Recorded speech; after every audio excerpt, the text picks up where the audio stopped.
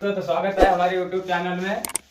रोज आज आपके लिए ले आए वासुदेव शरण अग्रवाल का जीवन परिचय और उनके बारे में कुछ जानेंगे और उनका जीवन परिचय पढ़ेंगे एवं साहित्यिक परिचय के बारे में भी पढ़ेंगे।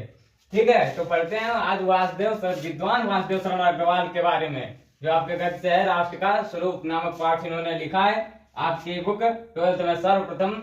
यही आपके फर्स्ट चैप्टर में हिंदी में ये इन्हीं का जीवन परिचय और इनका पाठ का नाम राष्ट्र का स्वरूप है और इनका पाठ लिखा है। ठीक है, ये भी बहुत महत्वपूर्ण है, पिछले भी वीडियो में बताया, इसीलिए आपको जितने भी इम्पोर्टेंट जीवन परिचय हम बताते जा रहे हैं वो आप देखते जाइए, ये बहुत ही जरूरी है। ठीक है, तो इनके बारे में हम जानेंगे, इनका जन्म कब हुआ था, कहाँ हुआ था, इन्होंने शिक्षा कहाँ ग्रहण की, इन्होंने अपने जीवन में क्या किया।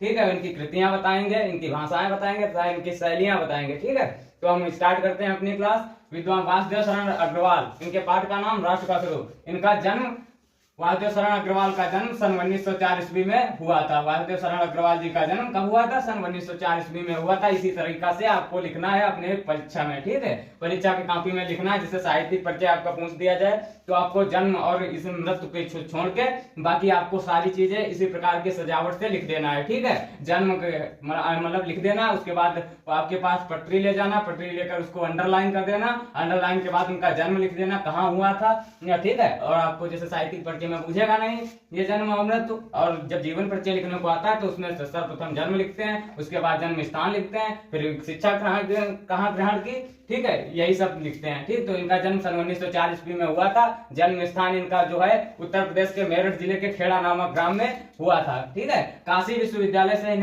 इन्होंने बीए, काशी विश्वविद्यालय से इन्होंने बीए तथा लखनऊ विश्वविद्यालय से काशी विश्वविद्यालय से बीए तथा लखनऊ विश्वविद्यालय से एमए की परीक्षा उत्तीर्ण की तथा डीलेट की उपाधि इन्होंने लखनऊ विश्वविद्यालय से ही प्राप्त की। ठीक है, और काशी हिंदू विश्वविद्यालय के भारतीय महाविद्यालय में पुरातत्व प्राचीन इतिहास के विभागाध्यक्ष या उनको विभागाध्यक्ष या प्रोफेसर रहे। ठीक है, आचार्य रहे। केंद्रीय सरकार के संचालक व दिल्ली के राष्ट्रीय संग्रहालय के अध्यक्ष रहे। ठीक है, इस विद्वान ने अब सन 1967 ईस्वी में अपने नश्वर शरीर को त्याग दिया। ठीक है, आपको इस तरीके से लिखना है कि इस विद्वान से ने अपना सन 1967 में अपना नश्वर शरीर त्याग दिया। ठीक है, और कृतियां भी आपको सजावट से ही लिखनी है, अंडरलाइन करके लिखनी है, बाकायदा सजा के लिखनी है। ठीक है भैया, तो भारत की एकता इनकी कृतियां हैं, जो कि भारत की एकता, पृथ्वी पुत्र, गगनधारा, ठीक, हर्ष चरित्र, इनकी प्रमुख कृतियां ये हैं। ठीक है, इनकी भाषा ये कौन सी भाषा में रुचि रखते थे?